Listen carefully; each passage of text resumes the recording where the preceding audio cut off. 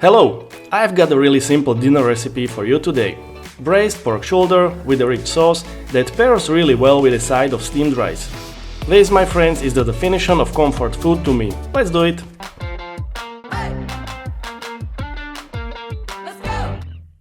The ingredients for this recipe are very common, as you can see on the screen.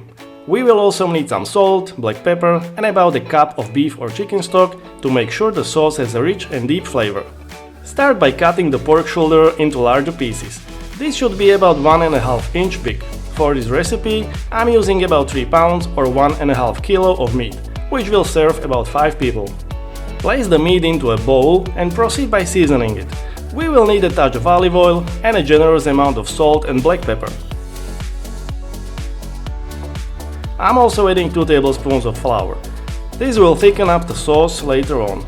Mix it all up properly to make sure every last bit of the meat is nicely seasoned. Now grab a large and deep pan or skillet and heat up some oil. I'm using olive oil, but feel free to use your favorite vegetable oil or even pork lard.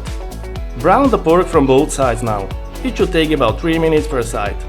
We are not trying to cook the meat fully at this step, just give it some color and then flip. You will need to do this in 2 batches, as you don't want to crowd the pan too much. If you put too much meat into the pan, it will steam and not brown, which is not what we want. Once browned, take the meat off the pan and move to the next step. Add a tablespoon or 2 of butter and let it melt. Finally chop 1 large onion and 4 or 5 cloves of garlic and add them to the pan. Saute on high for about 5 minutes.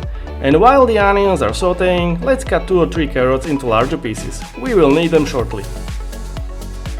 Once the onions become slightly browned, add 2 tablespoons of tomato puree and roast it for 2 or 3 minutes. 2 tablespoons of honey and 3 tablespoons of soy sauce come next. Mix them in and saute for 2 more minutes. Add about half a cup of chicken or beef stock and it's time to put the meat back into the pan, including all the possible drippings that are left in the bowl. Drop in the carrot and add some fresh herbs of choice.